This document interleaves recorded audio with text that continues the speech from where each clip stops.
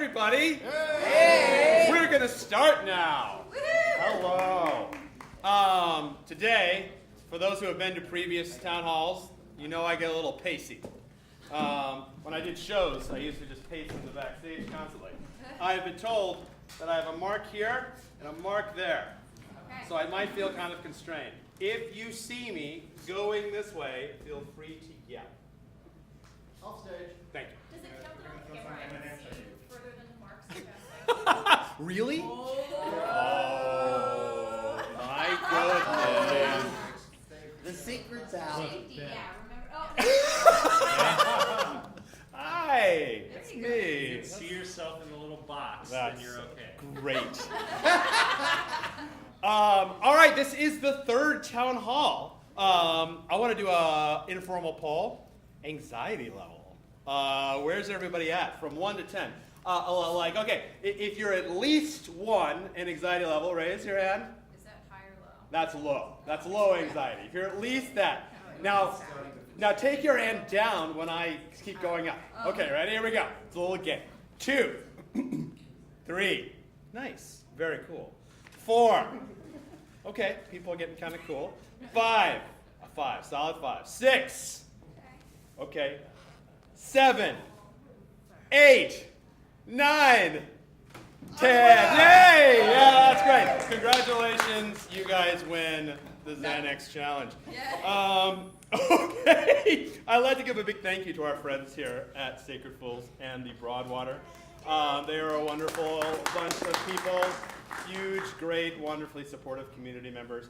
After this, if you're the sort of person who's inclined to start drinking at 5 p.m.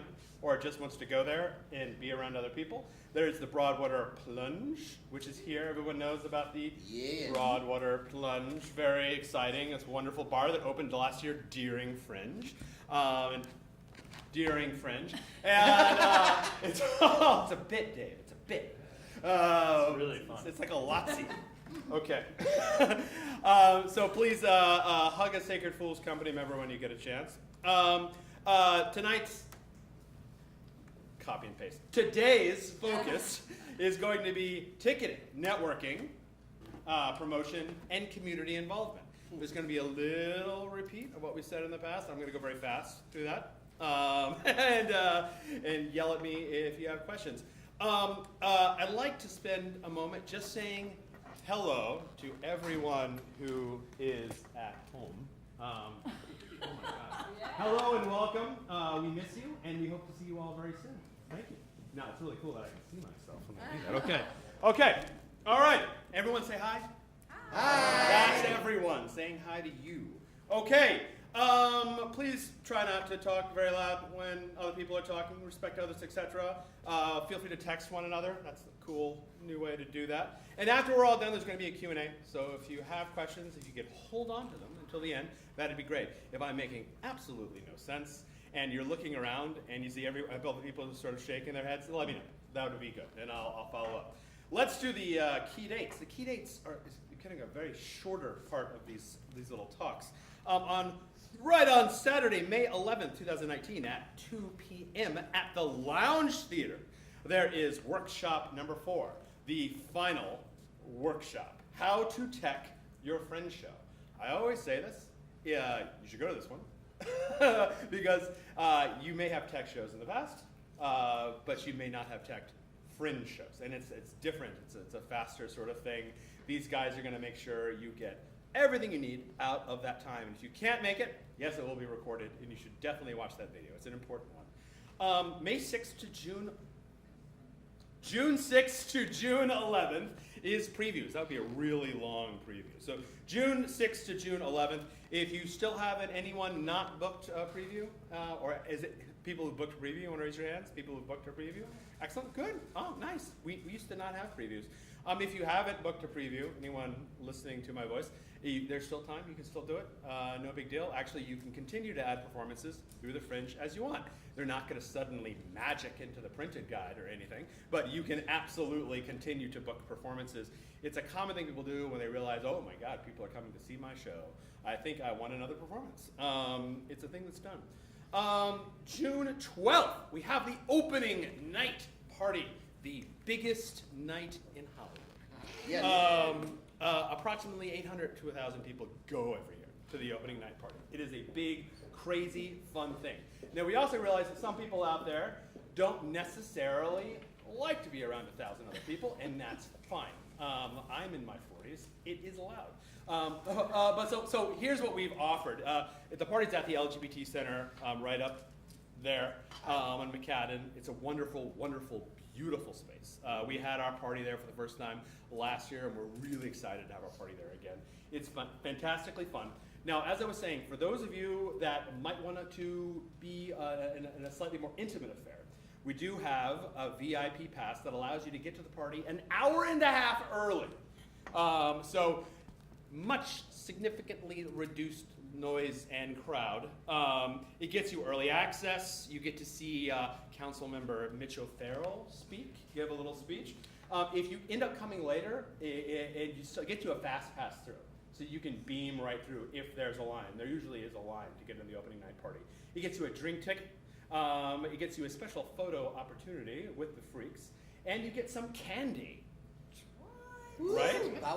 Everybody likes candy. That's only $30. It is available if you go to the opening night party on the website, 2019. I think if you search for it, opening night party 2019, it'll pop up. Go to buy a ticket, and right there you'll see VIP pass, and that's where you can buy it. And it's, as I said, $30 a pass. All right, so that's the opening night party, June 12th, whole lot of fun. June 13th to the 30th is Fringe Festival 2017, and I did fix it, actually. Okay. 2019, Wednesday, June 26, 2019. You might have seen an announcement about this. That is prom. What? For those of you who are not or are first timers, prom is something we've had since the third year because someone had an idea. Wouldn't it be fun if there was a party that was like prom? Yes, that's what we have. We have Fringe prom. It's the cool prom that you wish you had in high school. You might actually have a good time. Nice. Feel free to roll up in a limousine. We do this fun thing where we have prom theme voting, so keep your eye out for that for those of you that care about such things, like prom theme voting. We've had Purple Rain prom, we've had 90s prom. Anybody remember what it was last year? Spooky prom! It was spooky prom. Okay, so everyone gets a vote, and it's a whole lot of fun. It's all done on Twitter. When? It's a good time. Okay, and then, wow. Where's prom? Sorry, where's prom? Oh, prom is at Black. Excellent question. Right, Black is a wonderful bar. Right, you take Santa Monica down past Vine. Across from the lounge. Across from the lounge, yes. What time? It's evening. Oh, yeah, I think it's 8. It's all on there. It's all on the website. And then June 39th, wow. 39th? June 30th is the awards and closing party. We're going to talk a little bit about the awards a little later on. And the closing party, which is at St. Felix. I think people who go into office hours know where that is. Super supportive bar restaurant of the Fringe. So super fantastic. Those are the dates. They have gotten shorter since the first time we were talking about these. Let us talk about ticketing, because now is the time. It all began last week on May 1st, and now we're all selling tickets. We had a great week. We sold $20,000 worth of tickets the first day, which was great. Some of you are saying, nobody bought any of my fucking tickets. That's fine. That's fine. There's lots and lots and lots and lots of time. So let's talk about ticketing procedures. One thing that people should know is that, I probably do know in this room, is that we don't take any of your money. You give 100% of your ticketing receipts back. If you were to sell a $5 ticket through the Fringe site, you're getting $5 back. We're not taking anything out of that. 100% revenue goes to the participants. On top of the price of the ticket, there is a small, reasonable service fee charged per ticket. It starts at $1.75, and then once you hit $15, it starts to go up a little bit and a little bit to cover bank charges and whatnot. It's also a little way that the Fringe makes a little money on ticketing sales without dipping into your pockets. No, we're dipping into your patrons' pockets, which is, I guess, is a little better than dipping. Yes. The ticket prices. Let's talk about the levels of prices. There's the regular ticket price. That's what's published in the guide. That's your whatever you want to call it, anywhere between $0 and $1,000. There's we call it the community price. The community price is the button price.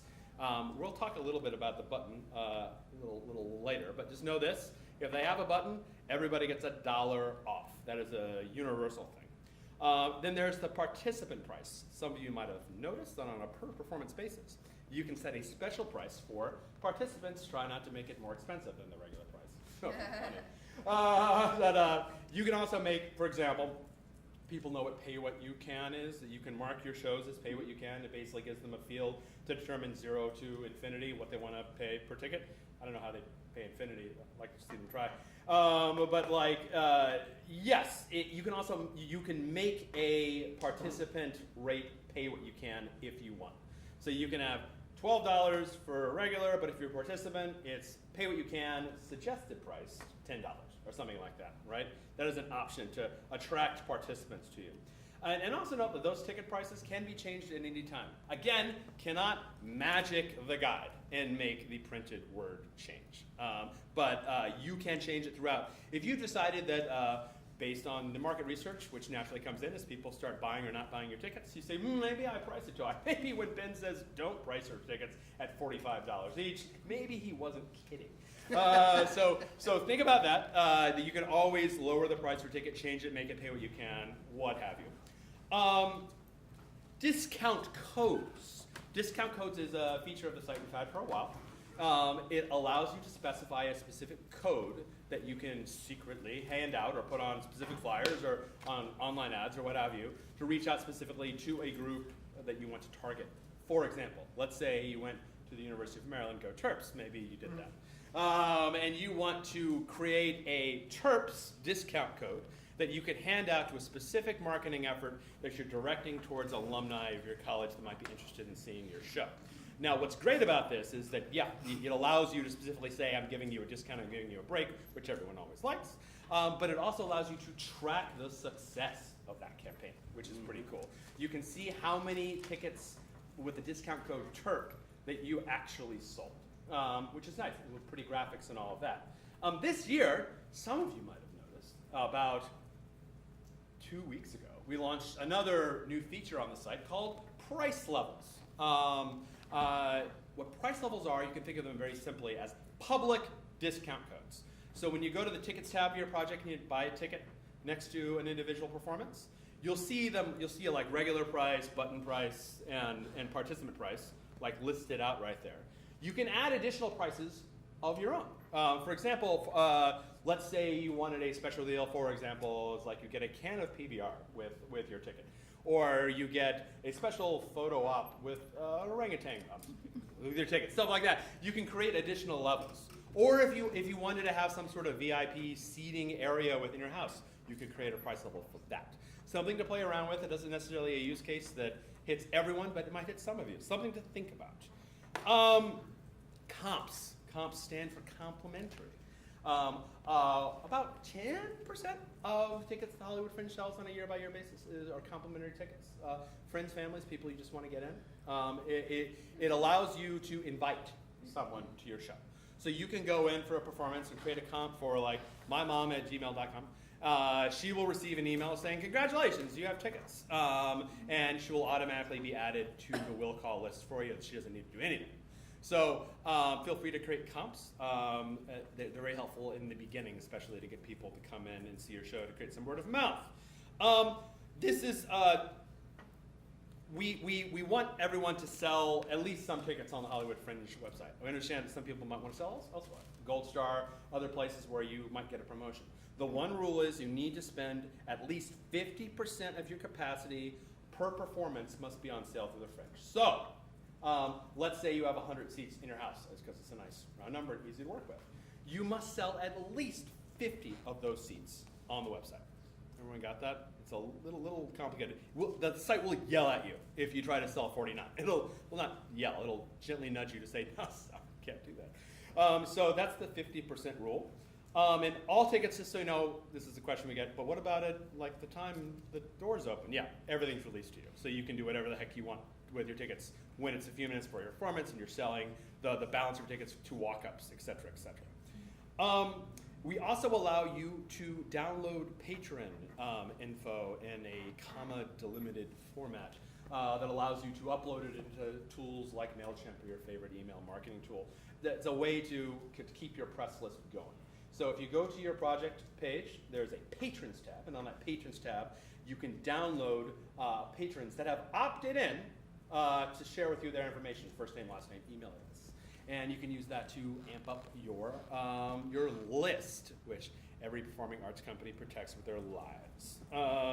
And obviously the thing about the list thing is be responsible with your lists. Don't sell your list, that's very bad. Don't do that. Keep it for yourself, for your own marketing purposes, for future artistic endeavors and promotions. And finally, the big question is, hey, okay, great, I got all my money. When? Then the answer to that is directly after the Fringe. We used to say within 2 weeks, but what it really is now is like the day after the Fringe, you'll get an email saying you have money waiting for you. You'll log in. You will again be asked what address you wanted to send it to. So if you just moved and you're worried that the check won't get to you, don't worry about it. Once the Fringe is over, you'll be able to plug in a new address of where you're going and where we should send the checks, who the checks should be made out to, etc. We'll ask you to give your walk-up numbers for each performance that you had. If you don't know it exactly, it's fine. It helps us put together, and with the help of an algorithm, like how many tickets we sell, stuff we can give to the Fringe. So keep that in mind. Directly after the Fringe, make sure you check your email. One of the most important emails you will get that says, you have money. You might want to read this email. And they'll give you instructions to collect them. Super. So that's ticketing procedures. Everyone should know this right now. The website where most of these transactions happen is hollywoodfringe.org. You also have a shortened email that you can use. It's on your project page in the bottom left. If you're, sorry, doesn't work on a mobile, but if you're on a desktop, bottom left, it's hff19.org / your project number. It's a nice shortened, fun URL you can use. And yeah, historically, almost all tickets are sold through the Fringe website. Okay, let's talk about buttons. Buttons. The one thing you will learn is to respect the button, or you will be publicly shamed. Yep. Amen, he said. Yes, yes. Respect the button, or you will be publicly shunned. Here's how it works. By default, if they're on the website and they have purchased a button, and by the way, if you were the principal producer on your show, come in, sit down. If you're the principal producer on your show, the person who created the project and registered the project, then congratulations, you have a button already. You might be wondering where the actual physical buttons are. Slight production delay this year, but they should be here in the next week. So in an office hours soon to come, if you're there, we'll be able to start handing buttons out. So you'll actually have the physical buttons. But all of you may have noticed right now that have registered a show have a virtual button. You have a button that will work on the website already. It will allow you to go through it. You can buy additional buttons for your team, or they can buy it for $3. The retail price is $5. But if you are a participant on a team, so you need to add them to your project team, so we can verify that they actually are a participant, then additional buttons are only $3. And for the general populace, it's $5. Buttons are great, and I will tell you why. They give you promotional pricing from local businesses. They're called our hotspots. If you go to hollywoodfringe.org /hotspots, HOTSPOTSs, you will see a growing list of businesses around the Hollywood area that accept and honor the button to give you discounts, et cetera, free stuff, depending on the place. So check that out. That's really cool. They get the buttons we mentioned, get $1 off all tickets, just $1 off ticket per performance. So you can't buy like 10 tickets for performance, get $1 each. You get one with your button. They get you access to certain special Fringe events, including the opening night party. The opening night party is the non-VIP entrance to the opening night party is free, but you need a button to get it. This is our sneaky way to get everyone to get buttons, so that they can ... do what the buttons are really meant to do, which really isn't a money thing. It's a community thing. It's nice to be able to walk down the road and look up and see people coming towards you with buttons, because that means you can talk to them without being a weirdo. You can be like, hey, I know I don't know you, but I see you're wearing the Fringe. Have you seen anything? Like, what would you suggest? This is a great way to figure out things to see that you might otherwise not see. and make new friends. And so because they have the button, it sort of creates a sense of unity because you see people want this thing, which is the real reason why we started the button. So that's how the button works. And I say respect the button. Here's one, because no one is like watching you at the door to make sure you respect the button. So if someone walks in and they have a button, and the regular ticket prices are 10, you should charge them 9, right? Because if you don't, this is what happens. People go on Twitter and they say, so-and-so show doesn't respect the button, and everyone starts screaming shame and pointing. So respect the button, respect the button. So super, there's two things that will very much get you shamed. Respecting the button and going way over your time. If you're in the guide and you say you're gonna be 60 minutes and it's 70, people will stand up and walk out. I'm serious. And they would be mad about it. Because a lot of people, I do, like, see show, I allow for a 5-minute run, maybe a drink, maybe a bathroom break if I'm lucky, between shows, right? And people are gonna be looking at their watch going like, this should have been over 10 minutes ago. There's some things, start your show on time and end it on time. Do whatever you need to do. If it goes over, then that's a problem. You're gonna get people walking out in a huff. So keep that in mind. Okay. Let us talk about, I'm going to breeze through some of the promotion we've already talked about. We've talked a bit about press. We talked about posting press releases on the site, going to your project page, posting a press release in the press section. That's what the press see. We give them a nice little page where they can see all the press releases and filter and sort through them. It's important. Go out and learn how to write a press release. I said this last time. There's a way. The press releases are right. And God bless press people. But they don't they don't like people veering from the standard press release because they get 1,000 of these. They're used to reading press releases a certain way. There's a way to write them, and there's a million ways not to. So go do a search for press release and look at the 300 quadrillion press releases that have been written in this world as some inspiration. We have a press credential process. So if I am press, say, for the LA Times, and I'm actually interested in covering Los Angeles theater, then I would go and I have a little button on the site that you guys don't see. It's called Request Press Comps. And I click that Request Press Comps as a press person, and I get to determine how many people I want, how many tickets I want. The standard is 1. It's up to you how many you actually grant them. The standard is 1. Then you will get an email, and that email will say something like, the press wants to see your show, which is a nice email to get if that's the sort of thing you want.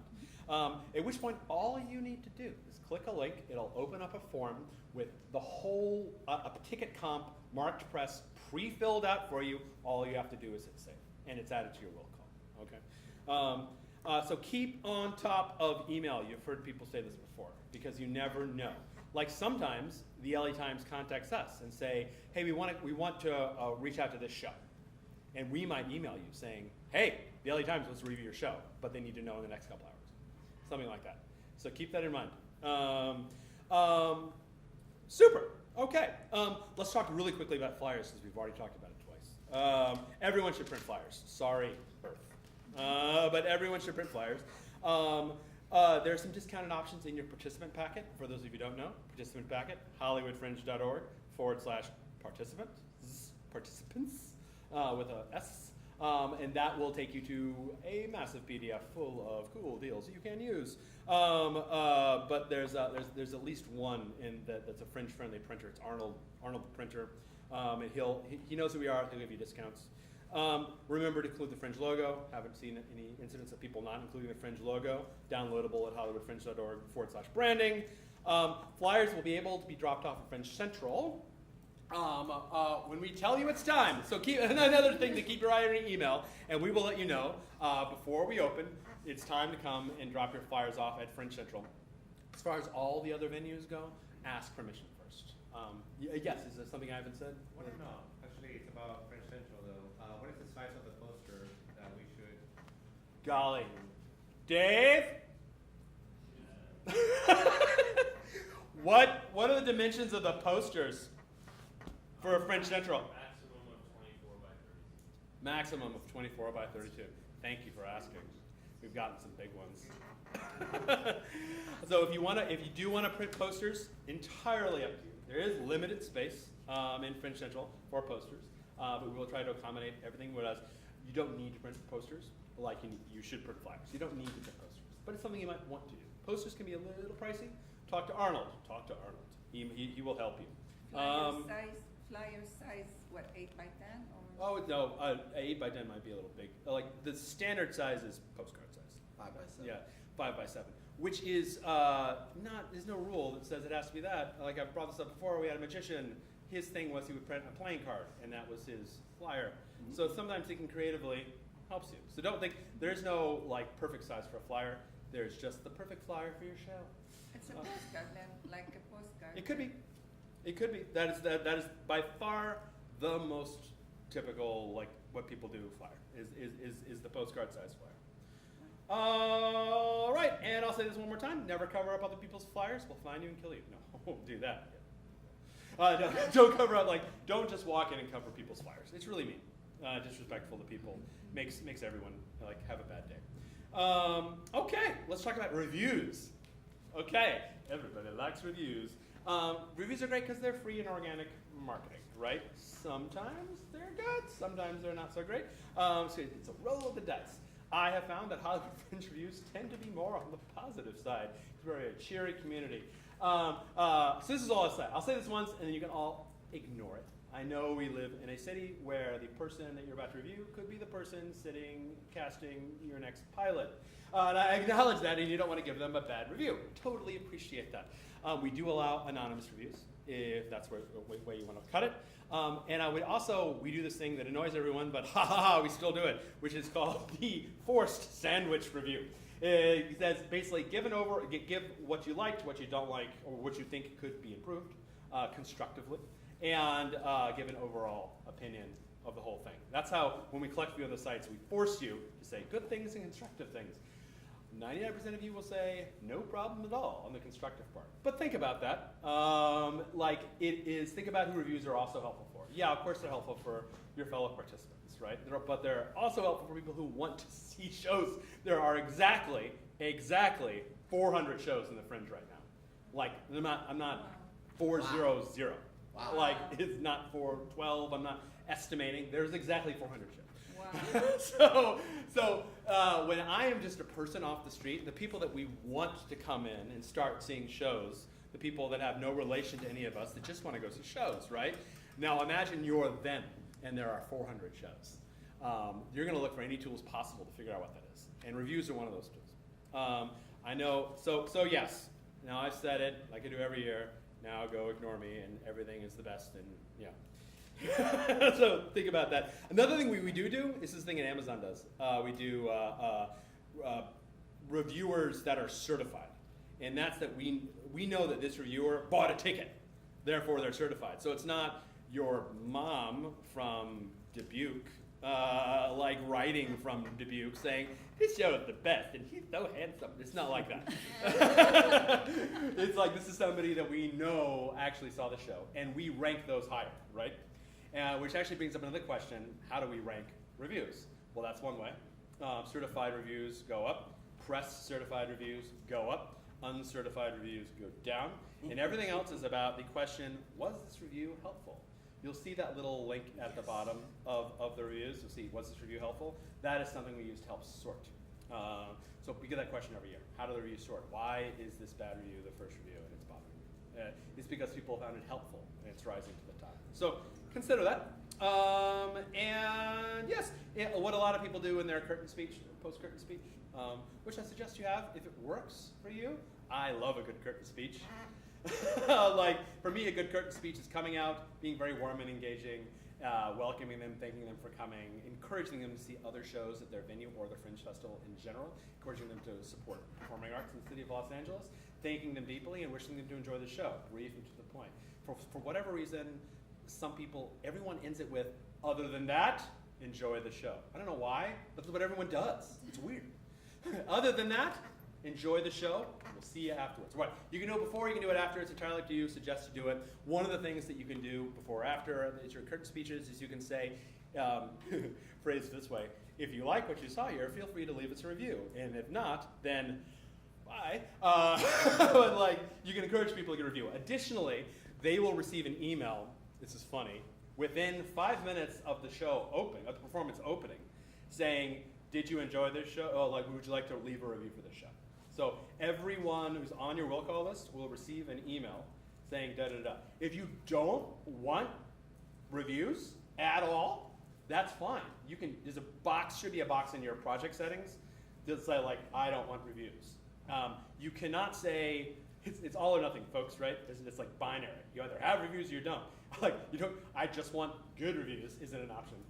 We get every year we get the like, hey, can you take this review down? It's really like, messing up with my jam, stuff like, no, we can't do that. But we can't take all the reviews down. We just can't take a few of the ones you don't necessarily want to. I understand, I was an actor, bad reviews would floor me for weeks, because I'm a wimp. So I fully understand, that nobody likes bad reviews. Feel free to write us to like, this makes me so angry, I get this bad review, and this is from this guy who hated me in high school. By all means, write us and complain about it, but know that we can't do anything. We'll say, it sucks. You're great. Come on, get back on the horse. But yeah, or we can take them all down for you. It's up to you. Okay, those are reviews. Talked longer than I wanted to on those. Online ads. Let's talk quickly about those.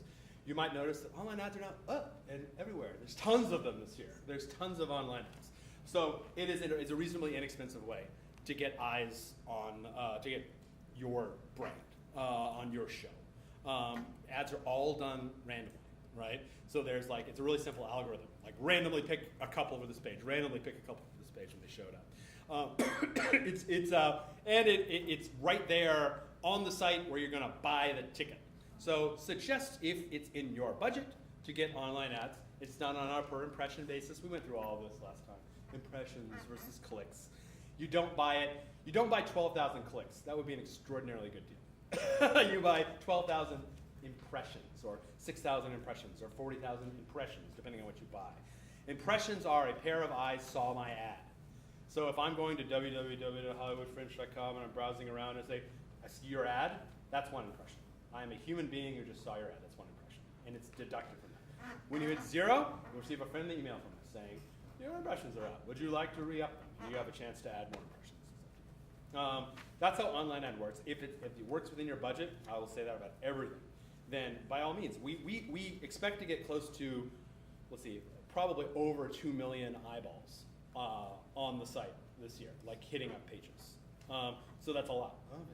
So if like we got the opening like at 11 a.m. on May 1st, I was looking at the site traffic. It was like la la la la la. Ah! It was like that. Like and as we get closer and closer, and then it comes down a little, and as we get closer and closer to the Fringe, it'll go like and go up, and then Monday it'll hit, and we'll go down Tuesday, Wednesday, Thursday, Friday, Saturday, Sunday, Monday, Tuesday, Wednesday. It's like that. It's pretty predictable. Approximately 2 million. So it's a great place to promote. Cool. Quick participant packet roundup. So I'm not going to go through every deal, but I will say if you check HollywoodFringe.org participants, you may see deals from Today Ticks, sponsor of ours, which you think of them as like a gold star type of thing. For those of you who don't know Today Ticks, they're growing very fast. Footlights is our guide sponsor. Most of you might know Footlights. Footlights is like the Playbill equivalent in Los Angeles, as Playbill is to New York, Footlights is to Los Angeles. They print a lot of the programs that you see, and they have some deals in there for you. The NoHo Arts District has some promotional ideas, some promotional opportunities for you, as does Discover Hollywood, the de facto Hollywood tourist magazine. The Alliance of LA Playwrights, for all you LA playwrights out there, some asylum consulting work from our friend Matt Quinn. Kickstarter is on this year. For those of you who saw that, they have some deals for you. The Los Angeles Female Playwrights Initiative, if you are, a female playwright from Los Angeles, I think you have to be from Los Angeles. But anyway, in either case, give them a call. They want you to be part of you. Anyone from LAFPI here? Okay. We just signed up. Oh, good. Well done. Well done. They're a fantastic organization. They've been with us from the very beginning. I'm sorry, what was that again? The LAFPI, Los Angeles Female Playwrights Initiative. All the info is in HollywoodFringe.org/participants. Last year, and every year they do great statistics work for us. They tell us the percentage of female-driven performances at the Fringe every year. Anyone who doesn't know want to guess the percentage? 50%? 50%. Wow. 50? Yeah, it's pretty good. I think it was slightly over 50. I think it was like 51 or 52 last year. But yeah, and hopefully we keep that up. Photography, video services. If you want to get your show, videotaped, keep in mind that there are union regulations involving that. If you have any union actors, something to be aware of. Photography sessions, the whole thing. You want to sizzle reel, all this sort of business. Is Matt still here? Kamimura? Does everyone know who Matt Kamimura is? Yes. Okay, Yeah. he is the most popular person at Fringe because he's the guy taking photos of you. Don't you all love to have your photos taken? So keep him around. He posts them all on Facebook and beyond. And he also he provides videography services. He provides photography services. He's been with us forever. He knows what he's doing. He comes in looking like a Navy SEAL with all the gear on his body when he comes in for stuff. He is one option that you can use. Okay, I want to talk really quickly about drink sponsorships. You might have seen some information about this. Drink sponsorships are fun because we have a bar again this year. Yay! At Fringe Central. So what way it works is that every day-ish there is a sponsored drink, and you might want to say name it something like if you had a show about mermaids, you might want to call it The Mermaid's Tale, and it's a vodka drink. I think we basically, we used to let you give us your menus. That didn't work out very well. Recipes, your recipes, that didn't work out very well. We got some really disgusting drinks. It was I think it's just drinks with peanut butter. Has anyone tried ketchup? Stuff like that. I would say, I think we let you give, your key liquor ingredient plus a mixer sort of thing, and then our team of mixologists will work in creating a fantastic drink that matches the brand of your show, and you get to put a sign up on the bar saying tonight's sponsor drink is this and this and this. So you have people before the show on a given performance night hanging out at the bar pointing to this. It's another way to promote your show, and it's fun. It's $100. The information you need, let's see, I know it's in the participant packet, so check that out, and it'll tell you how to sign up for a drink sponsorship, and the due date for that is June 1st. So if you'd like to do that, June 1st, $100, if it's in your budget. Twitter chats, we have one left. Have anybody been involved in Twitter chats? Yes, good. Twitter chats are great. If you can't be in a Twitter chat, you know what? You can schedule tweets. You can be like, hey, just wanted to say hi. My show's about this. Great to see you. I love everybody. Hashtag HFF19. Hashtag HFF19 on anything, because that's how people track these things. Yes. We have one Twitter chat left. I encourage everyone to come. It's the same thing. Twitter chats get bigger and bigger and bigger. It's a way to establish community. The next one is May 20th from 7 to 8 p.m. I think we just had one yesterday. Super. Now let's talk about Cabaret. Cabaret is back for the ninth year. So what is Cabaret? Cabaret is like a little taste testy sort of thing from the Fringe. So people can come and see a little piece of your show. Now there are some shows that are great for Cabaret and some shows that are not so great. If you're doing, say, a burlesque-y, clowny, magic-y, music-y, sort of singy-songy thing, Cabaret is great. If you're doing a long day's journey into night, maybe not so much. Maybe not King Lear, unless it's King Lear, the musical. Think is your show Cabaret material? So think about that. We had one show that did this giant Les Mis thing, and it was awesome. They were hanging from different parts of the bar, and everyone was singing along. It was cool. Something to consider is Cabaret. Cabaret sign-ups will begin May 13th at hollywoodfringe.org/Cabaret Apps. CABARETAPPS. hollywoodfringe.org/Cabaret Apps. And they open May 13th. Something to consider. All right, last page. Let's talk about community involvement a little bit.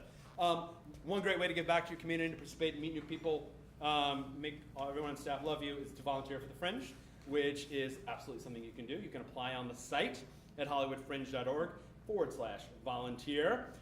We need help with tech-oriented stuff, theater tech-oriented stuff, concierge type stuff, and concierge is where we sell, It's in Fringe Central. It'll be in the back of Fringe Central as our concierge. You can go there, you can buy a ticket, we'll help you learn how to find a ticket. We don't ever suggest shows. There's nothing we do. We help you figure out the show you want to see, because we don't want to, in any way, shape, or form, influence them to go to see one particular show over another. And we sell t-shirts, which is the thing. And that all happens at concierge. So we need to help people to sit behind the desk and help other people, basically answer questions, etc. We need people to dress up as the mascots, which is we have mascot outfits, for those who don't know.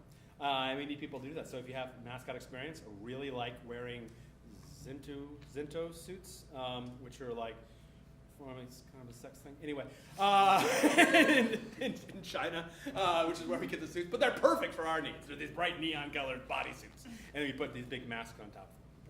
Bring a dance belt, you guys out there. Learned our lesson there on like page 5 of the LA Times. I'm like me and a bunch of freaks, and my parents are like, "What are you doing over there in LA?" Yes, that picture is available for those of you who want to look for it. And we need help with the street team. The street team are people that wear volunteer shirts, go around to the various venues where there are people, and they talk up the Fringe and help people, which is a great thing to do. HollywoodFringe.org/volunteer. Now, if you guys, participants, want to offer special prices to Fringe volunteers, which is another cool way to fill seats, email Stina. Stina is our wonderful volunteer and front of house concierge director. She does everything. She's been here forever. She helped you check in up front. Stina, S-T-I-N-A, at HollywoodFringe.org. And she will help you. Now, if you give her a special code, a discount code for your show, then she'll put together a master sheet, all right, for volunteers. So volunteers will come see your show. It's more ways to fill in seats. It's a nice thing to do for people who help the Fringe. Okay, great. We're so close. Office hours. People know what office hours are. Wednesday bar night. So much fun. We're getting huge numbers. Probably notice how you doing this year. Yes. It's a little bit, but that's a good sign. People are really coming out. We might need to find some bigger bars, but that's okay. We have a few left. Check the blog, HollywoodFringe.org/blog, for the schedule leading all the way up until the final office hours and the Fringe Runway, which is the last Wednesday of the Wednesday of previews. Is the Fringe Runway. What is Fringe Runway, you ask? Fringe Runway is a party we've had for a while. It pretty much sounds like what it is. Do you have interesting costumes in your show? Do you want to take a walk on the catwalk and show off your show's amazing costume design? There will be a panel of very entertaining and catty judges that will probably say mean things, but in a nice way. Really nice mean things, but seriously, it's fun. And sometimes I'll say, oh my God, the style, the movement, I love it. I love the shoes, I love the whole thing. So yeah, by all means, if you have a costume-heavy show, design-heavy show, and you want to strut your stuff on the runway, sign up for Fringe Runway. Check out Fringe Runway, search it on the site. There's information there on how to participate. When is it? The Wednesday of previews. The last Wednesday, the only Wednesday of previews. June 5th. Thank you very much, June 5th. And Dave, do we have sign-up information on the project page yet for how to contact so-and-so for Fringe Runway? Oh. So yeah. Hey, I don't have to go to the bathroom, by the way. I'm good. Oh, good. Yeah, we don't have to tell these people to hold off. I'm a little thirsty though, but that's okay. I got time. No, it's good to keep your bottle. Yeah, anytime. And I think I'm doing pretty good on these limiting boxes. So far, so good. So far, so good. Okay, great. Thank you for everything. I was buying you a little time. You want water? I was chattered. No. Oh, that's very nice. Okay, so office hours, checking it out. Let's talk really briefly about safety. If you might have. There's not? No. We will add that. We will add that very soon, or we will put a date on there when it will be open. So keep that in mind. Fringe Runway, we will blast you with information when everything's officially ready to go. Let's talk about safety.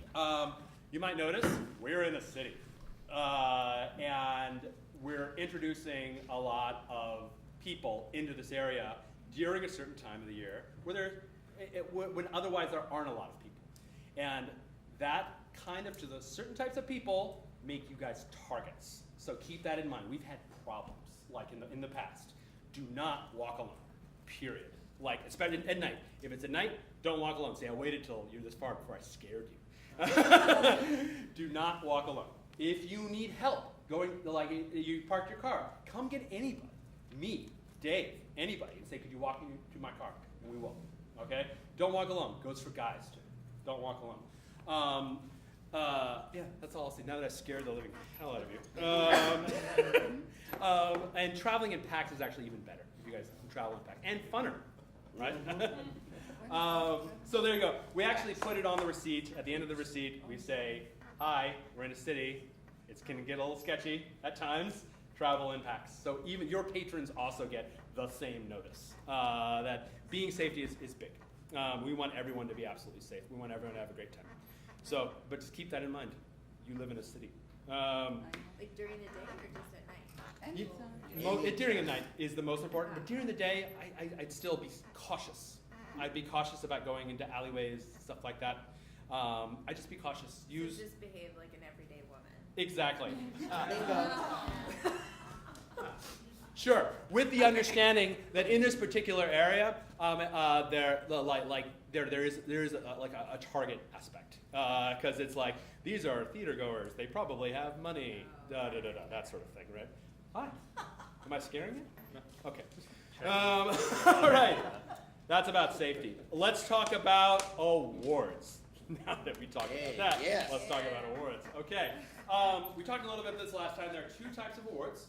There are the sponsored awards, and then there are the freak awards. You might have noticed that some of you should have an email saying, do you want to sponsor an award?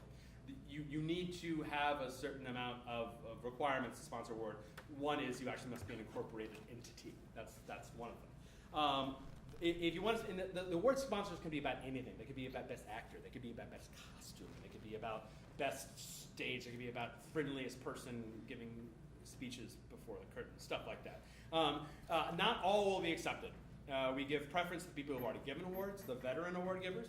But by all means, if you have a great idea for an award and you meet the basic qualifications for it, by all means, submit. And this is great. On May 15th or thereabouts, we will give you guys a full list of all the awards available with their contact information. So you can reach out, and any awards you qualify for, you can reach out to them and say, please come see my show. I put on this performance, I put a comp on for you. You'll be on the will call. So keep that in mind. That is one way you can win awards. Yes. Stress on there, please only apply to awards that you actually qualify That's very true. for. Read. We have a specific line in the sponsored awards. We make the sponsored award givers write, saying, here's who we're looking for. And they'll also say how many shows they plan on seeing. So keep that in mind. Feel free to be communicative and kind and respectful when talking to award sponsors. But only contact the ones that you know that you qualify for. Okay, great. Look, for example, you have a best costume award, and let's say you're a nudist show. Maybe not the best award for you to qualify for. Example. Okay, and then we have the Freak Awards. The Freak Awards are the community awards. And the way the Freak Awards work is we have one award for every category: ensemble theater, dance and physical theater, comedy, solo, etc., immersive, cabaret, variety, etc., then we have a best world premiere called the Fringe First Award. Then we have an international award, and then we have the much vaunted Top of the Fringe Award. Top of the Fringe Award. Winners of the Top of the Fringe have in the past been seen at Arby's. No, but it's nice. I like every Top of the Fringe Award I can think in recent history has gone on to extensions. So keep that in mind. It's a nice thing to get. The way it works is everyone will get a ballot. All participants, all venues, if you've seen so many shows, if you've written reviews on so many shows, X shows, then you will get a ballot. And your ballot will be a drop-down menu with every show. Now, we totally acknowledge that no one's going to see every show. It's physically impossible to see 400 shows in this amount of time. So it becomes really the best worst system we can think of. Because it's kind of a marketing award. Like, did you get them to come to your show? And once they were at your show, did they like it? And were they motivated to vote for you? So keep that in mind. Feel free to do for your consideration stuff. It's fun. We live in Los Angeles. People think it's amusing. This is like that started happening a couple years ago. People started changing their ads for your consideration. So think about that. Something you might want to do. So yes, two types of awards: sponsored and freaks. They're both given out on the last night of the festival. The Freaks has Best World Premiere, and then what else? Best world premiere. Oh, one for each category: best world premiere, best international, and top of the Fringe. And what? Top of the Fringe. The Top. best. That's the Top of the best. Fringe. Yes, Arby's. Okay. Starbucks. Great. Let's talk about encores. Where this is like the last thing. Every year, one of the sponsored awards has been called the Encores Producers Award, and this is an award that is managed and sponsored by your venues that participate. And the idea is that at the end of the Fringe, at the closing night ceremony, they will announce all the shows that they are providing extensions to.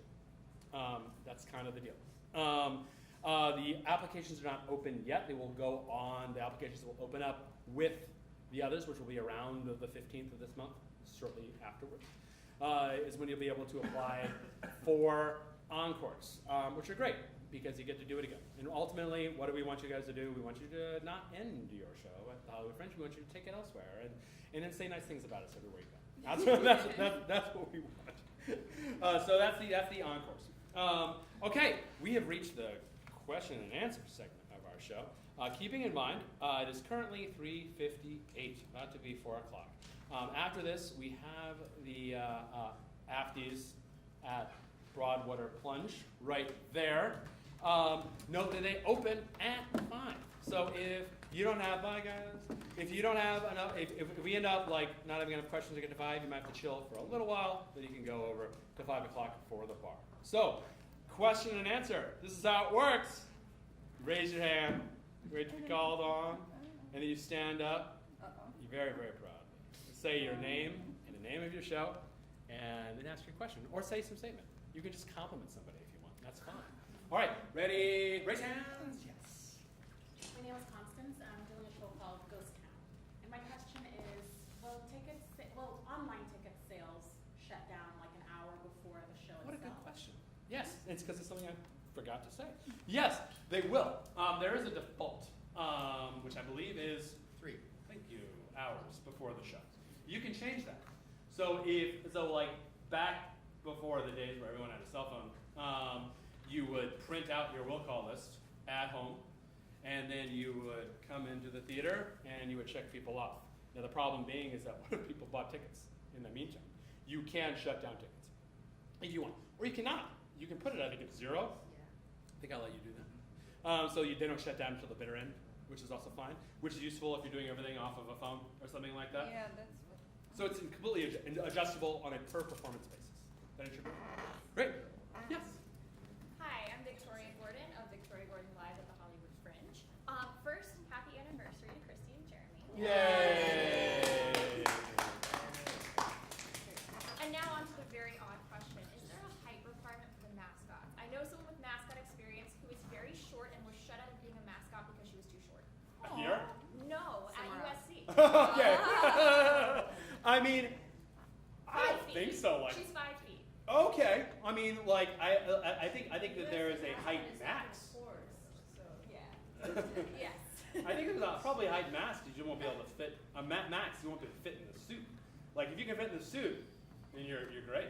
I mean, if you have an enormous head and you can't think like me, and you can't get the thing on. So like, yeah, there's basic like, can you physically be in the suit? But yeah, no, I've never heard of any particular like minimum height requirement. So yeah, huzzah! Blue Freak traditionally is about 5 feet. So yeah. Mascot for you. Excellent. Yes. Okay, I have 2 questions. The first one is, if you're already getting hit up from reviewers, Mhm. how do you check to see if like they're legit and if they're, because some of them are asking for a comp ticket. Yep. And of course I want reviewers to come and Yep. give the comp ticket. Sorry, I'm Karina. My show's from lap dance to Sundance. Anxiety level 10. Yeah. How do you like check? Because I sent my director. I forwarded her the info Mm-hmm. to see if she could check to see who it is.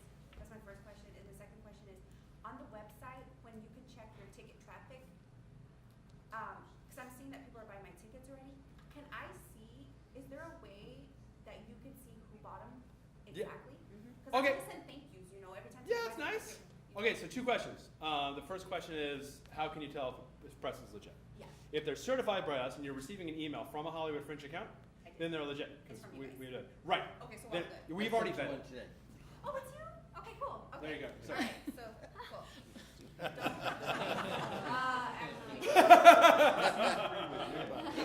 He's you. So you're legit here. He's I legit. am good. He's sitting in the front row. Now I know, that's why I He's asked. Bob Leggett. He's written more reviews for the Fringe than any human being, I think. I think I could actually look that up really easy. I think Yeah. pretty easily, yeah. I think he's a master reviewer, so yes. Oh, just that, it's my first year, like, I Oh, don't know yeah. what's going on. That's cool. So that was the first question. The second question is, how can you tell who bought your tickets? Yeah, I want to send personal thank yous every time someone buys. That's very nice. There's 2 ways. One way is that in your project page, you go to admin, that little area, there is a tab called feed. And in that feed, it will show you events that are happening on your show. One of those events is someone bought a ticket. Another event, someone wrote a review. So you can check that feed just as people buy tickets and as people write reviews. And then there's your will call report, which on a per performance basis shows you who has bought tickets to your show. But it seems like for your use case, what you're talking about is you want to keep your eye on the feed. Keep on, okay. That's what their website, their email is, or? Oh no, we don't. If they decide to share their email with you, it'll be on the patrons tab. You can see a recent history of activity on your show in the feed tab. That's the Oh, difference. but the Yeah. emails of patrons? Of the patrons on the patrons tab. If they share. For those that decide to share it with you. When you buy a ticket, there is a box in the bottom right-hand corner on the desktop version of the website that says, share my info with this show's producers, share my info with this show's producers. You check the box if you want to share your info. So yeah, if you want to learn more, future announcements and whatnot. Does that answer all your questions? Perfect, thank you. Okay, great. Yes, Bob. I'm Bob Leggett. I am a longtime attendee, first-time participant. Yay! I'm doing both sides of it, so you'll be getting review requests from me. Okay. So I want to put on my press hat for a second and just throw a couple of tidbits out there to you. Number 1, please respond to our request. You know, when we send you a request, respond. And then reserve us a seat. Because some of us, like Ben said, are going from show to show to show to show. Reserve a seat. We maybe have 5 minutes between shows. And we don't always have time to get there before most of your crowd comes in. So reserve us a seat. I'll take off the seats. And then seek us out after it's over. Just say hi. Say hi, I'm glad you made it. Thanks a lot. I look forward to your review. What do you think of press packets? Press packets are awesome, but I would much rather have a something digital than to kill we're already killing it with flyers. So many I trees. know, right? It's not what, and besides, I need at least I am a digital outlet, so I need digital photos to be able to use in your review. So giving me a press pack with a whole bunch of photographs and other people's press reviews isn't helping. Save it for somebody else. Just send me a link with whatever photo, otherwise I'm gonna use the photo from the Fringe Perfect.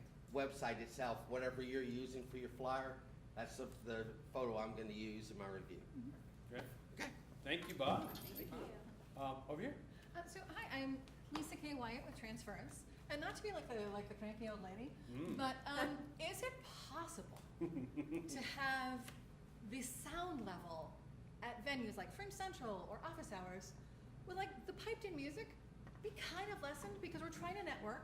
Yeah. So you're either having to shout at each other and lose your voices, Are you talking about office hours specifically? Yes. both Office Yes. Hours and Fringe Central. Okay. Because we're trying to get to know each other and to talk to each other about our shows. Yep. And you're either having to shout and lose your voice, and Right. we're all doing live performance, or you're having to whisper in people's ears, which is like really creepy. So Fringe Central, usually we have like some music on some of it. Yeah. You talking about like previous years at Fringe Central? Previous years. Okay, and like, yes, and I think that's a very valid request. I'm happy to share that with the organizers of Office Hours, sure. I mean, ultimately, they need to talk to the venues, and they say, Yeah. you shut it down a little bit. That's a very, very valid request, thank you. Let's go up now. Everyone's gonna get a chance, I promise. Yes? Hello, my name's Viola. Sorry, I have to stand. Okay. Hi, my name's Viola. Me and my Chinese friends here have a show called flyer dropping at Fringe Central, does it only take flyers? Like, can it be other marketing material that's like not a flyer? Yeah, it depends on the sort of the bulkiness and the yeah, it'd be on a case by case basis. So if it's like a car, probably wouldn't have a car. It's a bad example. If it's something like really large and bulky, but like what were you thinking? You don't have to tell me now. But something other than a flyer. Something other than a flyer. Right. Yeah, I would say it's like check in with us, send an email to support, and you can sort of get before you produce a bunch of stuff. And get sort of pre-permission on what you want to do, just to be safe. I mean, if it's something that we can accommodate, we want to accommodate it. But if it's something that will take up a whole lot of space and be generally bulky and take a whole table, then it'd be obviously more problematic. Fine. Yeah. Thank you. Anybody else? Questions? Yes. I'm Sam. Hi, Sam. I'm on a show called Human Fountains, and I was curious. Besides print and digital, what creative advertising have you seen from different shows in the past? There was one show that it was called the Gay Pill or something like that, right? And they were giving away pill jars with candy in it to make you not gay. It was like that. I still remember it. That was 5 years ago because it was free candy, and I was but it made me remember it. Stuff like that. I don't know, Bob. Do you have any favorites of the years gone past of creative marketing? I mean, I've seen so many different things. I love T-shirts. Yeah, of course. T-shirts are fun, and I've seen quite a few of those. over the Whistles, years. wristbands. I've seen them depending on the nature of your Yeah, show. tiaras, buttons. Everyone loves buttons. Everyone loves buttons. And especially if you have some Yeah. kind of a competition level into it. Yeah. You have 5 people in your cast and you print a lot of 4 of them, but the 5th one is very rare. So if you can find that somewhere, get something. I know one of the shows just did one where they had 4 different flyers. If you collected all 4, you got comp tickets. That's awesome. That's really So smart. Those are the kind of Yeah. those are the smart things. I know, congratulations. Yes. That's a really good idea. That's super good. Anything that's going to make you stand out. Yes. That's the bottom line. You need to stand out. Because as he said, there's 400 shows. I remember in 2010 there were 60? Something like that. 167. So it was a lot less, and it was a lot easier for the press to pick shows they wanted to see. Yep. Now it's becoming, 400 shows. If I'm lucky, I will see a 4th of them. Wow. I'll probably see about 100 shows. That's my norm. More than. But and still, how do I pick 100? And I may leave 300 good ones in the bag because I just don't have time. Right. So anything you can do to stand out in your promotion, it's a different. French promotion is a little different than your normal Totally. promotion because you're trying to stand out. You're trying to be remembered. So anything you can do that is within the law and good society and manners, like for example, what people one group did was the walk around with stickers and they put them on stop signs and No. Don't do that. Don't do that. because they call us. Because they also put our logo on it. So Yeah. thanks for putting our logo on that. The one time. Yes, exactly. So think about these things, but yeah, it's all about standing up. And with your marketing, it's stuff we've been talking about. What's your elevator pitch? What's your show about? My show's about again when you go and probably with real words or not. They might remember you. It's the crazy person who talks in tongues. But as an idea, that's great. We've had stunts. I love stunts. We had 1 year opening night party, which is 18 and only for the kids. Sad, but there was a kids show. They were doing a very violent Shakespeare. Titus Andronicus. Right, it was called Titus Jr. I remember that. An incredibly bloody show with 14-year-olds. People went. It was awesome, I understand, but they couldn't go to the show, so they emailed support and said, "Can we picket your party?" We were like, "Sure." So they came up with pickets going no kids, no game, no fun, and they were picketing out in front of the whole thing. I remember their show. That was 3 years ago.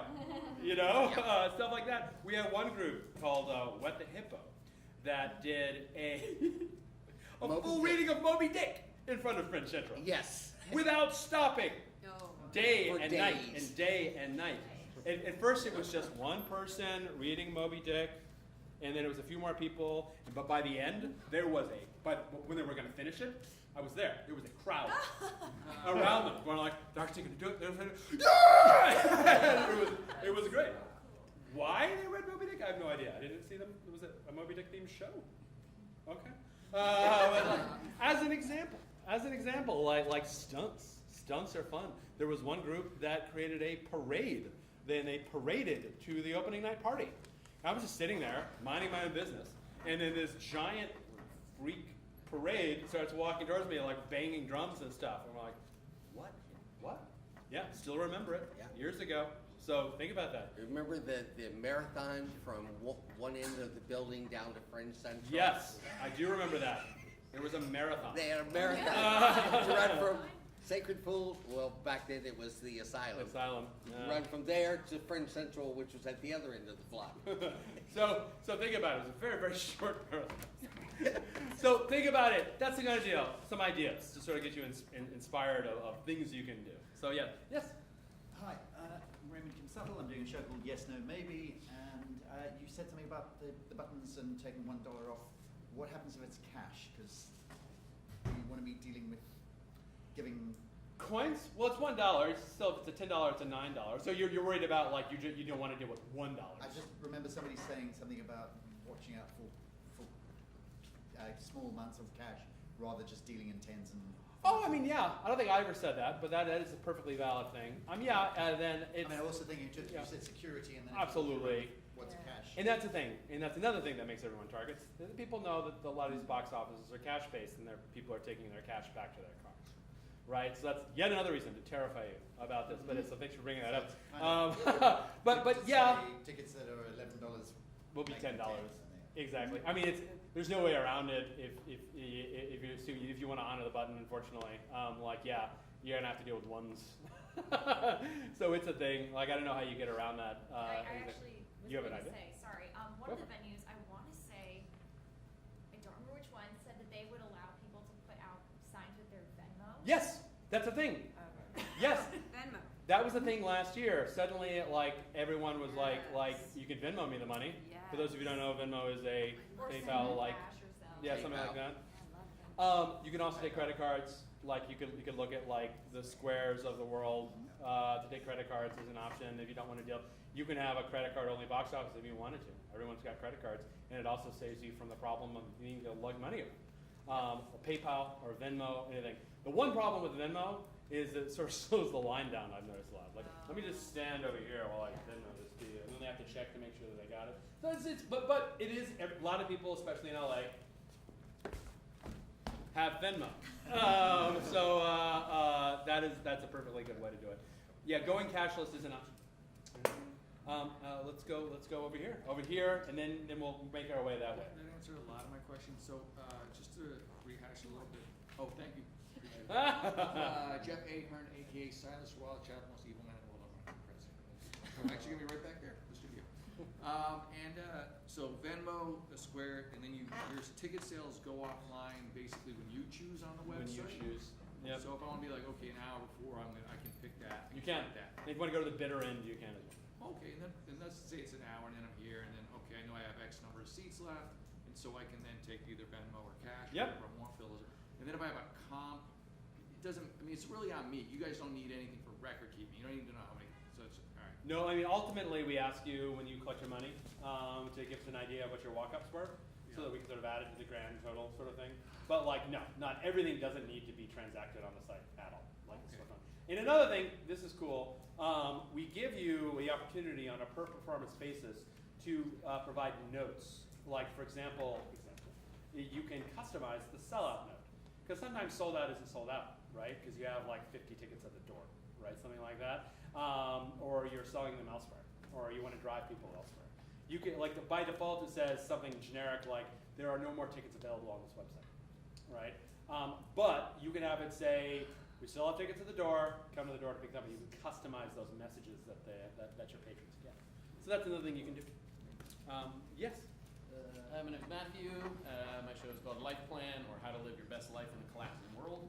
And my question is about the website and the production list. Is there a limit of? It seems I can only add 5 people. No, you can add more. Okay. Are you having trouble? Yeah, so it's a technical problem. Okay. I know. It's not the first time that we've heard that.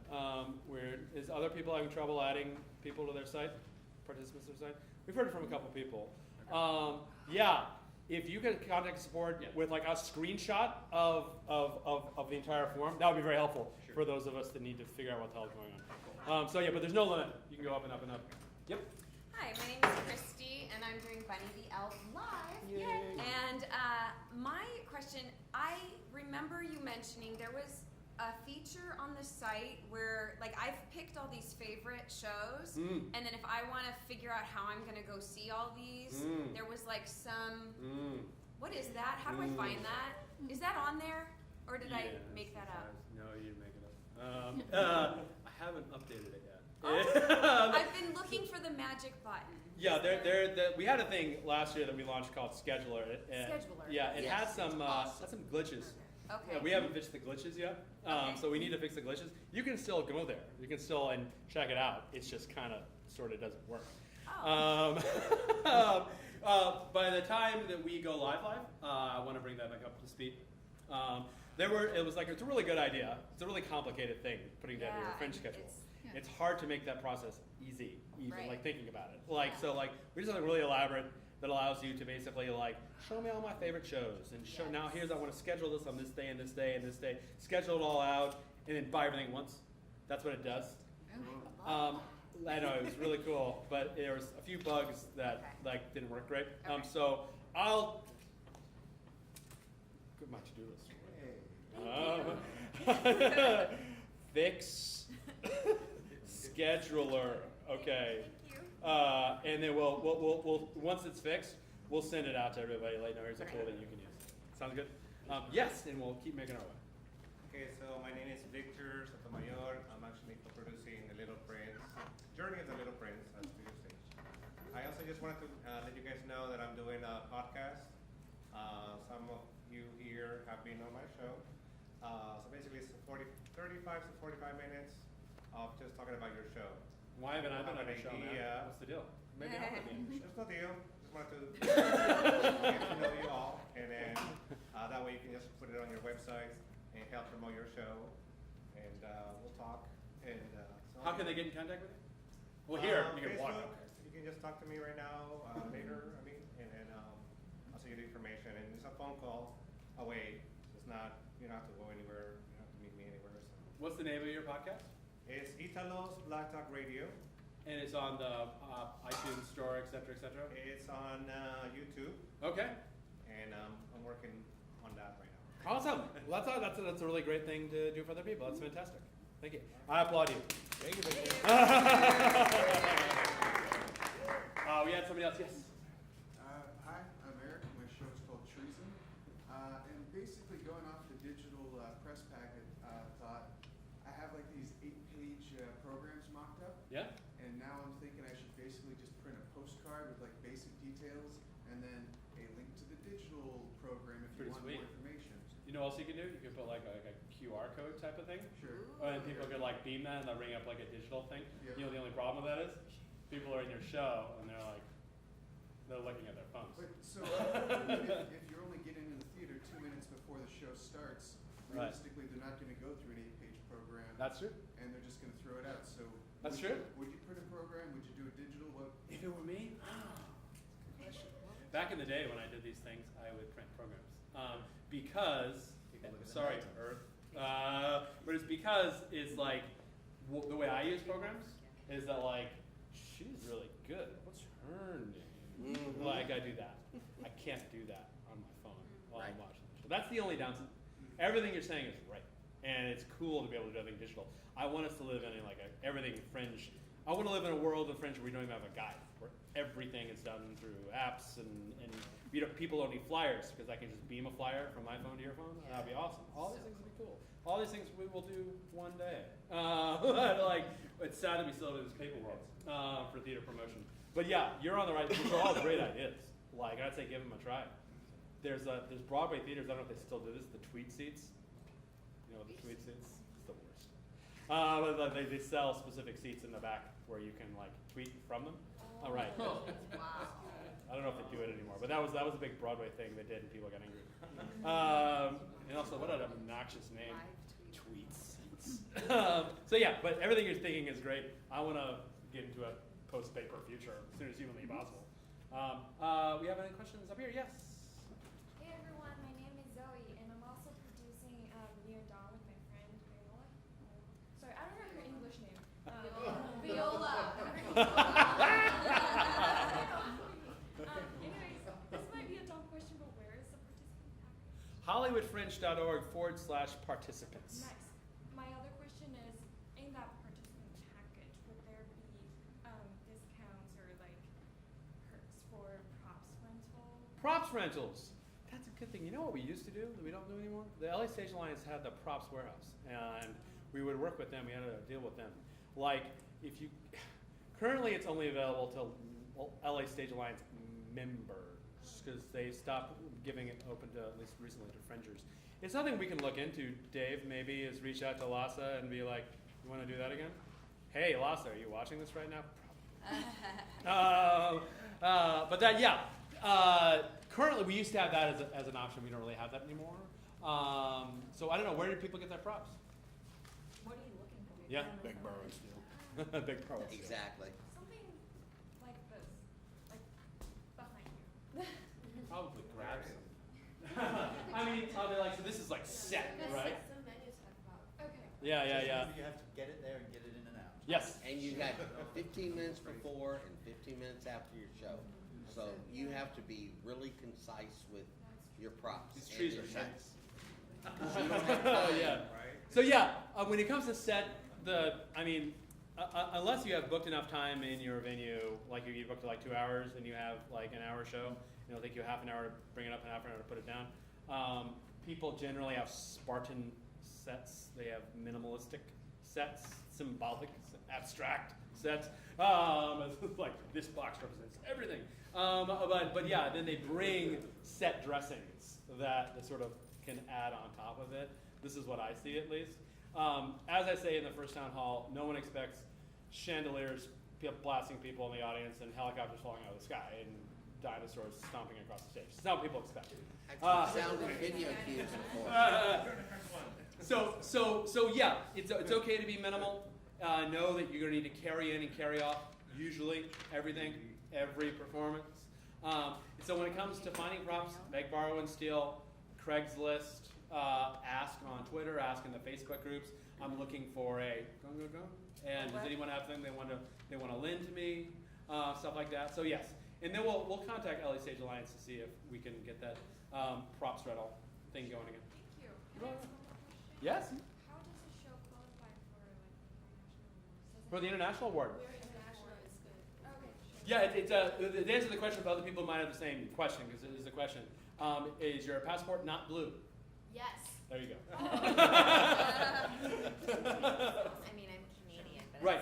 If the principal producer on the show, the principal producer on our show has a non-U.S. passport, you qualify. Yeah. Yes. Hi, my name is Anthony, and together we're producing the show called Near Down.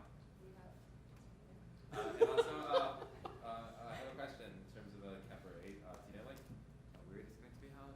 Cabaret. Yeah. El Floraditas. I said that right? El Floridita. Fountain and Vine. Fountain and Vine. It's a venue that we're just working with this year. We can't do it at Fringe Central. Because Fringe Central a little smaller than it has been in the past. And also, there are theaters there. And cabaret tends to be amplified. So we can't do amplified sound at Fringe Central this year, unfortunately. But for some of you who don't like amplified sound, then Fringe Central is going to be the sort of place you want to hang out at. What's the address for Fringe Central this year? 6450. There you go. 6450 Santa Monica Boulevard. Does that answer your question, sir? Oh yeah. Good. Yes. Hi, my name's Marla. I have a show called Raised by Wolves. I'm just curious, in your experience with ticketing, when... How do you sell them? Well, no, but just like, have you noticed any trends? Like, so a few got bought on the first day, but Yes. like, at a certain point, do you just put out promo codes to really just sell? Like, And start papering and stuff like that. Like, when do you start to I'm pull just, the? what are the trends? Like, when should I Right. panic? It's really Okay. 5 minutes before you Yeah, start. it entirely varies. Like, if you take the professional theater approach, in my experience with professional theaters, they will paper, meaning they will say, tell the staff, like, contact friends, family, anyone you want to let me know they can come in for free, or whatever. Day of, usually. Oh, just day of. That, in my experience, professional theaters, that's what they do. They realize, we're not selling enough tickets for this, but we want to put butts in seats. And that's what they do. But that doesn't necessarily mean you should do it day of, because professional theaters also generally have larger networks. So if it's a couple days ahead and you really feel like you're not selling and you really want to fill up the seats, that might be a time you choose to do it. I wouldn't worry yet about not selling enough tickets. I said this big number of 20,000, but also think 400 shows. Right, our first day.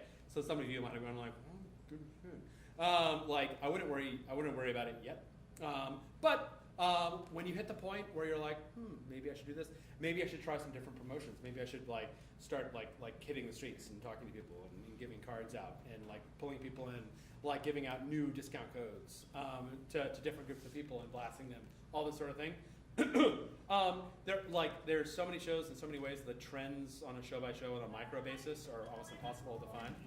But the on a macro basis, they're also really difficult to isolate. So yeah, there's no like, it's really based on what works for you and what works for your network. But I would say, don't worry yet if you're not selling shows at this point. Very early times. When do tickets start to pick up again? Like as far in just going on like. It's like in a macro perspective. Yeah. Yeah, it's like this. So it's like opening night, ticketing on sale.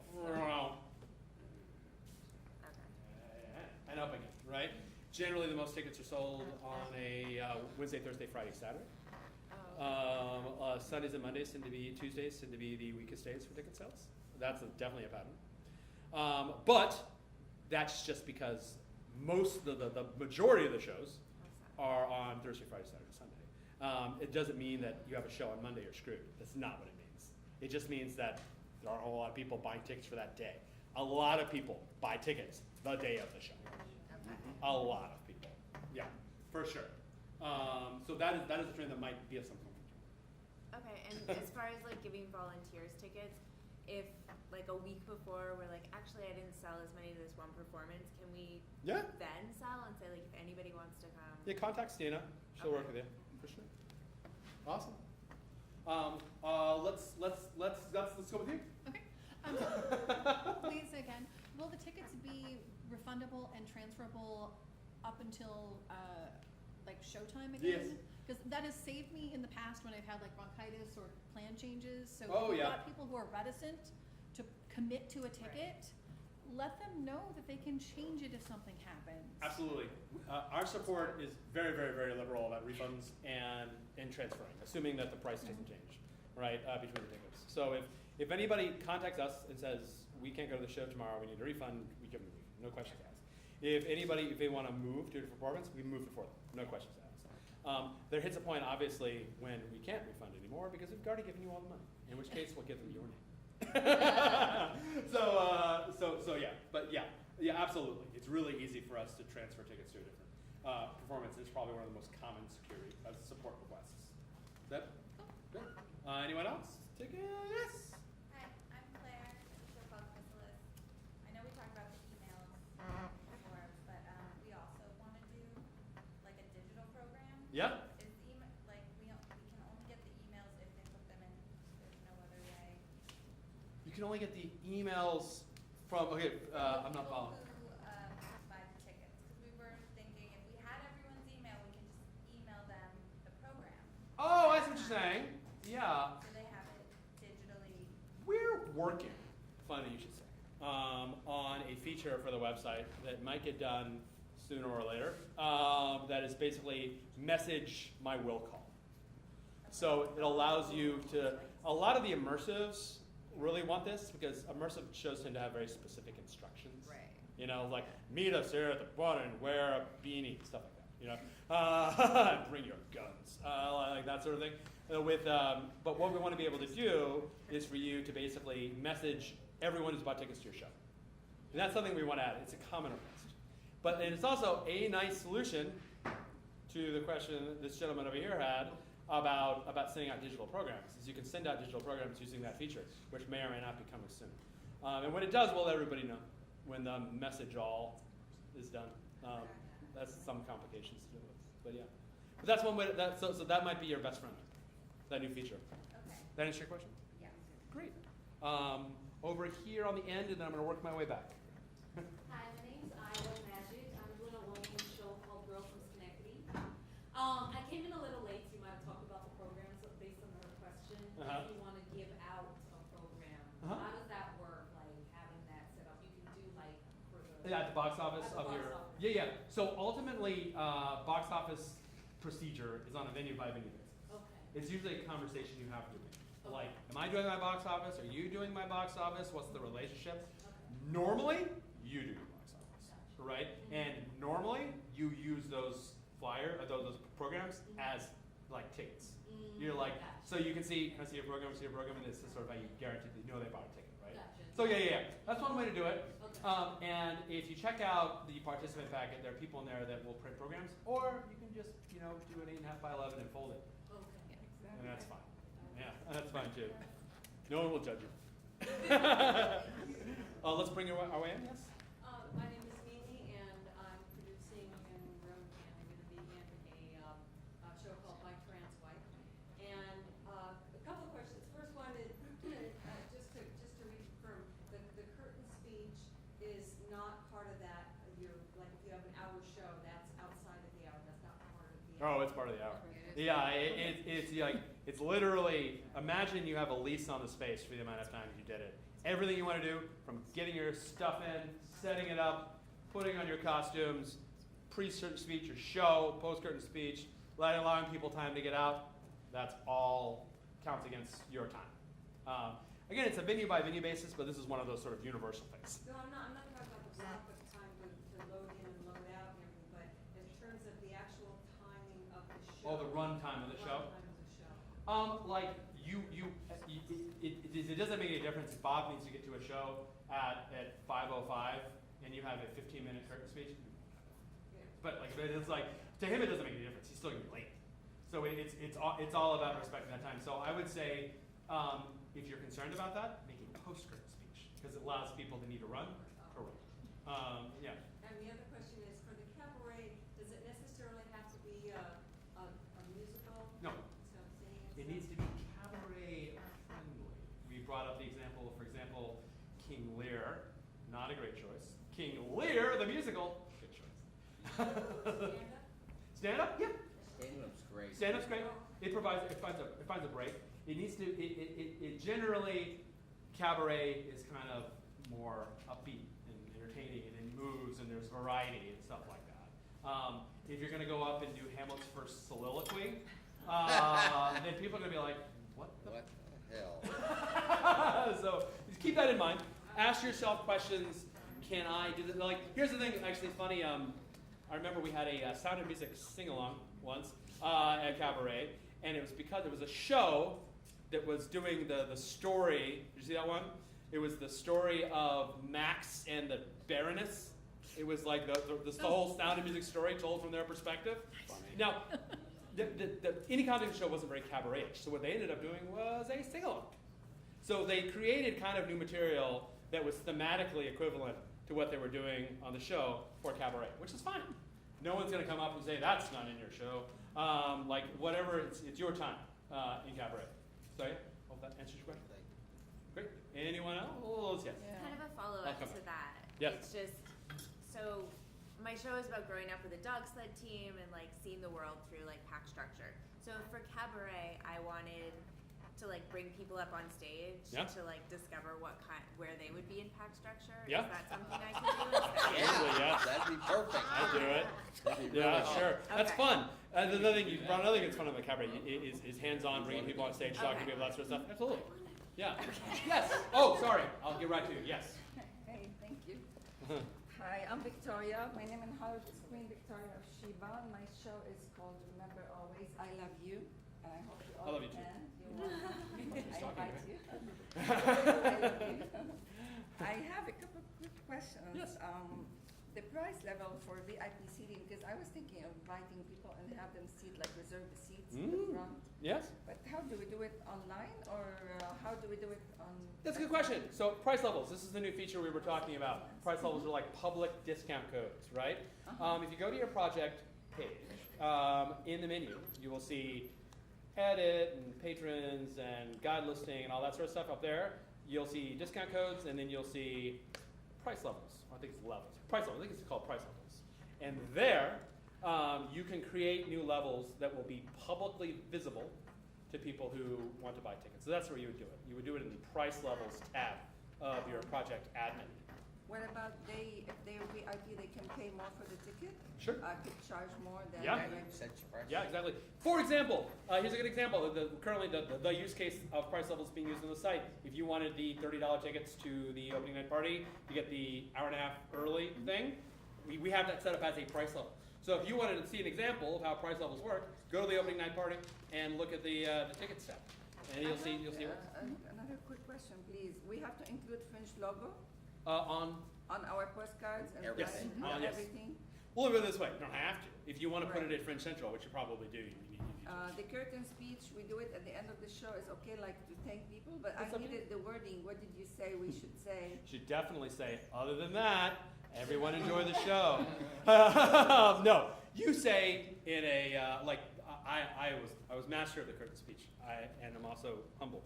I would go in and clap my hands and make eye contact with people and say thank you, unless it was a really sad show. I would be like, thank you all for joining us. My name is Ed, I'm the producer of the show. I want to welcome you all to the show. After it, if you enjoyed it, please write us a review. If you don't, fill in the blank with something funny. And it's like the address to write reviews is www.notasite.com, something like that. And then we go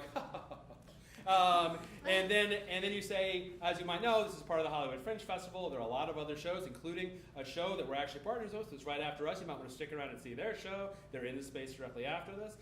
Other than that, everyone, please remember to silence your phones and preferably turn off, not turn on vibrate, and enjoy the show. And then you leave and the lights come down. That's your typical curtain speech. Yeah. Yeah. Good. Answer your question? Yeah, kindly, one quick, hope it's for everyone. How do we have a corporation, we apply for the awards as a sponsor, that it has to be incorporated? What do you mean? If I have a corporation, should I sponsor a new award? You need to be an incorporated organization, so you need to be an LLC or an Inc.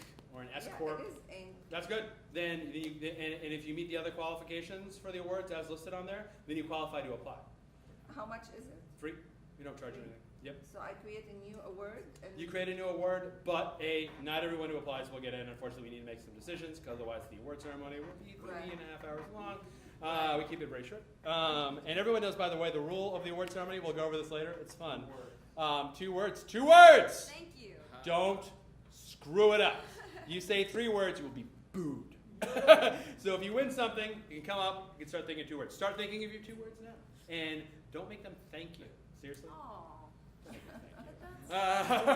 Something relevant to your show. But anyway. Okay. Does that answer your question? Yes. And then you have to give a physical award. A physical award. It cannot be a piece of paper or digital. Yep. It's got to be physical. Like a statuette. plaque or statuette or anything that's physical in nature. So just make sure you go to hollywoodfringe.org/promote/add_award. Sorry. I think it is. I'm sure it's linked somewhere. That is the URL to add an award. And you can answer a bunch of questions. You need to read through the requirements, and then I'll tell you. That'll fill you in. Thank you. You're welcome. Back. Can I be a participant on another my show? Yes. And then Absolutely. Oh, yeah. Absolutely. Yes, I think you. Yes. Okay, sorry, this was a follow-up to the cabaret question Yes. a second ago. You said it's your time. How much time is your time? I think it's 15 minutes. I think, yeah. Yeah, I think it's 15 minutes. That's right. Got really Sometimes high. it's a very long 15 minutes. Yes, it's a long 15 minutes. 15 minutes? I think so. When we formally announce it, we'll say, I'm pretty sure it's 15 minutes. Yeah. Yeah. A couple hours depends. Yeah. Like the length of cabaret actually varies a little bit. We used to do about 6 to 8 shows during that time. Right. And we used to do it throughout the whole Fringe, and that kind of got dumb the last week. Yeah, it's So the first few weeks. That's when you want to go to it. Exactly. So we push cabaret toward previews. And as I said, I mentioned French Runway before. If you have interesting costumes, that's another thing to do. It's super fun. Yeah, that's nice. When is Yeah, it? that is the last Wednesday, the Wednesday of previews, the 6th. June 5th. The 5th. June 5th. That would be.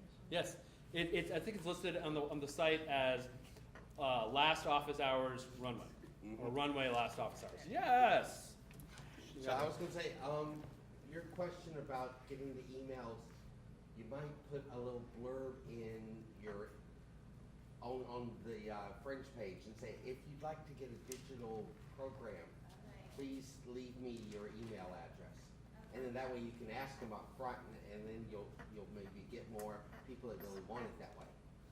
Other thing to remember is there's more than just the Fringe site for reviews. So remember that Better Lemons also has the lemon meter and all of that.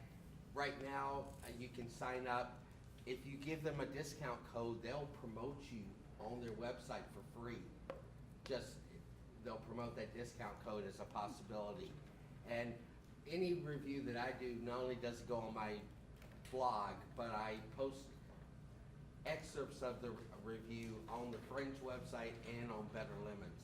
So you're actually getting 3 for the price of 1. So if I review you, you're gonna get seen by a lot of eyeballs. So I just wanted to let you know. I'm making a note for myself, office hours volume.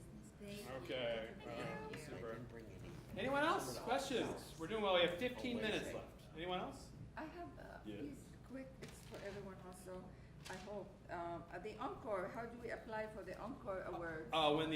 After May 15th, when we announce the sponsored awards, the encores will be on there, and they'll tell you how to apply. Oh, okay, and a quickie, I was asking, now can we offer drinks? Do we offer anything in the venues for people who attend this show? Talk to your venue. Before? Yeah. Yep, venue it's by a venue venue policy. thing. It's a venue thing. Can we have a sign-up sheet for them to sign up for, like, their name or If contact? it's okay with your venue. Oh, so it's up to us, okay. It's up to you, it's up to your venue. Oh, the venue. So talk to your venue. We don't control every house in Fringe. Oh, Most of them we don't. So talk to your venue manager. And like if in it's good. past Right. years, we actually idea. did. Yeah, we have in the past, yes. Sorry, about the reviews, is it also good to give them a sheet to write reviews there after the show, or it's better to do it online? Much better to do it online. Online. You might give them a little note that says, if you want to leave a review, go to, boom. You give them business cards. A lot of people like to give candy at the end of their show. Yeah. And on the candy is a little slip that says, it gives the logo, the URL to go to for a review. And then that way they remember, I got a candy. Oh yes, I'm Right. supposed to go here. It's like the Pavlovian thing. Literally bribing each other with candy. Yeah. Yes, I like and this it candy. works. Puts me in a good mood. I'll write a review. Any other questions? Anyone needs Yes. a candy cane? Good for you. Hi, I'm Peter Massey. My show is called Out of the Blue, and this is actually an offer because I'm also doing a workshop called Theater for the Chronologically Gifted. Wow. And I'm looking to promote and offer up at that workshop shows that are likely to appeal to, shall we say, mature audiences. Since my show deals with issues of aging.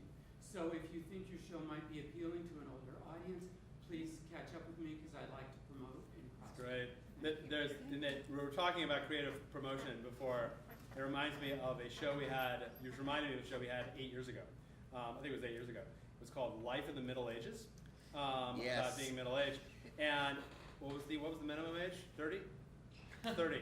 You needed to be 30 Yeah. to Otherwise see you the wouldn't show. understand. Which was strange because my wife at the time, who was our communications director and manages press and stuff like that, she was under 30. She couldn't go see the show. So it was funny, and so it's something where people remember that. I remember that 8 years later, It's another example of creative marketing that is limiting your audience. But it worked. It worked. They sold very well. Any other questions? I have an offer also to help anyone who needs a makeup truck. I have my friends who's willing to give discount, 100 to 150 to have a makeup truck, because like for me, you know, we all need to be prepared before the show, and we can't go into the theater till 15 minutes. Yep. So if anyone needs to do makeup, and for anyone in the crew, you know, it could be used before Makeup the in a show. truck? No, it's a truck, you know, the truck for makeup, and the bathroom, it has a. Wow. Like a trailer? I yeah, didn't like a know trailer. this was a Yes. It's a trailer, it's a makeup trailer, and he's willing to give it for I'm sorry, what discount. makeup It will help. And does it say Star Wagon? Yes, it is a Star Wagon, actually. That's great. So come and talk to you for a makeup trailer / trucks. That's Yeah. great. Any other questions? No. Can we go to the lunch now? Okay. You have 13 minutes. You've got exactly 10 minutes. Yeah. No, I lied. You got exactly 12 minutes. You got approximately 10 minutes. And then the plunge will be opening up. So please stay around, have a drink. Thank you all. See you soon.